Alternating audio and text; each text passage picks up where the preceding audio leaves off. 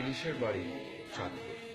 সেই ইলিশের বাড়িতে এসে চাঁদপুরের যে ডিসি সাহেব, ওনার আতিথেয়তা গ্রহণ করার সৌভাগ্য আমার হয়েছিল এবং ওনার সাথে কথা বলে আমি অত্যন্ত মুগ্ধ হয়েছি। অসাধারণ একজন মানুষ এবং ওনার পুরো টিম অসাধারণ একটি টিম, ভেরি মাচ প্রোঅ্যাক্টিভ। এবং আজকে যে চাঁদপুর, আজকে যে ইলিশের যে প্রজনন বাড়ছে, ইলিশের মা রক্ষা পাচ্ছে, ইলিশের বাচ্চারা জাটকা রক্ষা পাচ্ছে, তার পেছনে যে মানুষগুলো কাজ করেছিল, সেই মানুষগুলোর সাথে পরিচিত হতে পেরে আমি নিজেকে অত্যন্ত সৌভাগ্যবান মনে করছি। আর চাঁদপুর অনেক সুন্দর একটা শহর। আমি আশা করছি চাঁদপুর খুব অচিরেই একটি পর্যটন নগরী হিসেবে গড়ে উঠবে এবং পর্যটনের একটা হিউজ সম্ভাবনা রয়েছে চাঁদপুরে, যেহেতু চাঁদপুরে রয়েছে সেই ইলিশ। সো আমি আমার অনেক শুভকামনা রইল এই টিমটিকে এবং আমার পক্ষে যতটুকু সম্ভব যা কিছু করার আমি চেষ্টা করব যে কোনো সময় আপনাদের পাশে থাকার জন্য আমার ক্ষুদ্র উপস্থিতি।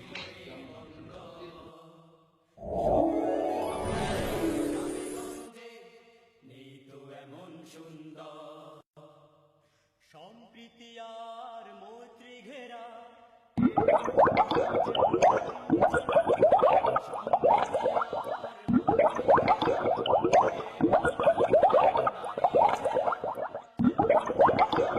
জন্মে আমি আনন্দে ফুরফুর। আমার প্রিয় চাঁদপুর, আমার রূপসী চাঁদপুর, আমার প্রিয় চাঁদপুর, আমার রূপসী চাঁদপুর। নীল আকাশে চাঁদের আলো, নীল আকাশে চাঁদের আলো, জলে ভরপুর। ইলিশের রাজধানী আমার প্রিয় চাঁদপুর, আমার রূপসী চাঁদপুর, আমার প্রিয় চাঁদপুর, আমার রূপসী চাঁদপুর।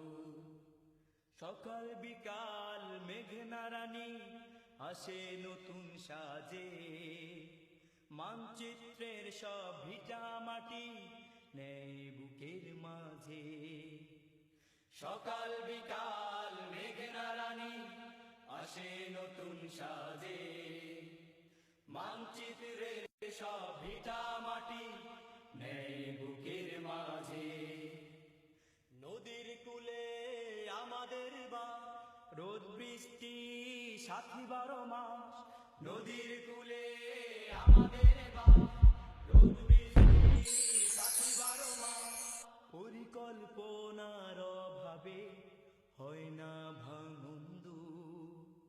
আমার প্রিয় চাঁদপুর, আমার রূপসী চাঁদপুর, আমার প্রিয় চাঁদপুর, আমার রূপসী চাঁদপুর। আকাশে চাঁদের আলো, নীল আকাশে চাঁদের আলো, জলে ভরপুর। ইলিশের রাজধানী আমার প্রিয় চাঁদপুর, আমার রূপসী চাঁদপুর, আমার প্রিয় চাঁদপুর, আমার রূপসী চাঁদপুর, আমার প্রিয় চাঁদপুর, আমার রূপসী চাঁদপুর, আমার প্রিয় চাঁদপুর, আমার রূপসী চাঁদপুর। নীল আকাশে চাঁদের আলো।